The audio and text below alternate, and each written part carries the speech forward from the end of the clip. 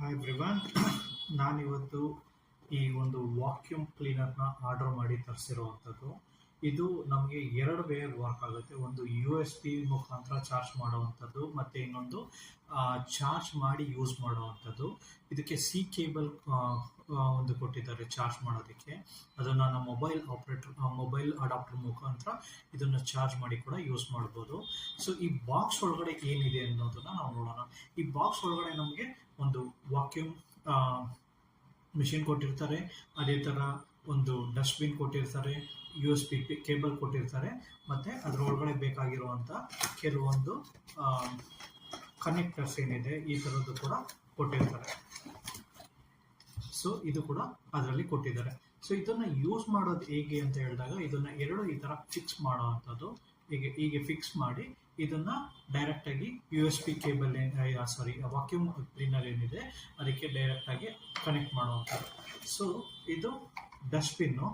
ಇದು ಆಲ್ರೆಡಿ ನಾನು ಅನ್ಬಾಕ್ಸಿಂಗ್ ಮಾಡಿದ್ದೀನಿ. ಸೊ ಅದನ್ನು ಆಲ್ರೆಡಿ ಟೆಸ್ಟ್ ಮಾಡಿ ನೋಡಿದಾಗ ಅದರಲ್ಲಿ ಸ್ಟೋರ್ ಆಗಿರುವಂಥ ಡಸ್ಟ್ನ ನಾವು ನೋಡ್ಬೋದು.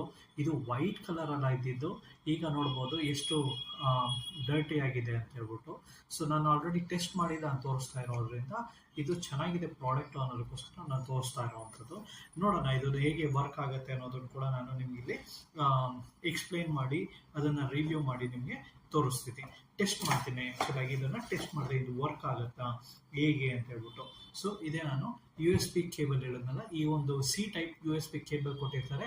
ಇದೊಂದು ಮೊಬೈಲ್ ಅಡಾಪ್ಟರ್ ಮುಖಾಂತರ ಇದನ್ನು ಚಾರ್ಜ್ ಮಾಡಿ ನಾವು ಯೂಸ್ ಮಾಡ್ಬೋದು. ಇದರಲ್ಲಿ ಚಾರ್ಜ್ ಮಾಡೋದಕ್ಕೆ ಅಂತಲೇ ಒಂದು ಜಾಗ ಕೊಟ್ಟಿದ್ದಾರೆ. ಅದು ಹೇಗಿದೆ ಅಂತ ಹೇಳಿದ್ರೆ, ಸೊ ಈ ಜಾಗದಲ್ಲಿ ನಾವು ಕನೆಕ್ಟ್ ಮಾಡ್ಬೋದು. C ಟೈಪ್ ಕೇಬಲ್ ಏನಿದೆ ಇದನ್ನು ನಾವು ಇಲ್ಲಿ ಕನೆಕ್ಟ್ ಮಾಡುವಂಥದ್ದು.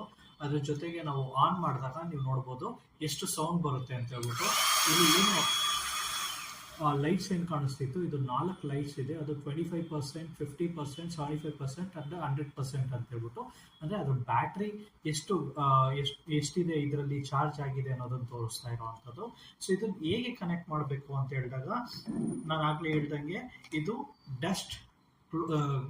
ಇದು ಡಸ್ಟ್ಬಿನ್ ಅಂತ ಕರಿತೀವಿ. ಇದರೊಳಗಡೆ ಡಸ್ಟ್ ಎಲ್ಲ ಹೋಗಿ ಸ್ಟೋರ್ ಆಗುತ್ತೆ.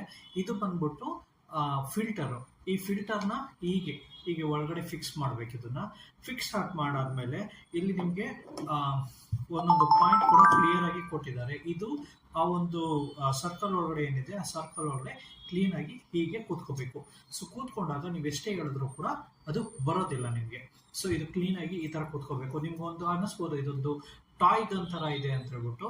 ಬಟ್ ಎಸ್, ಇದು ಟಾಯ್ ಗನ್ ಥರನೇ ಇದೆ, ಅಷ್ಟೇ ಎಫೆಕ್ಟ್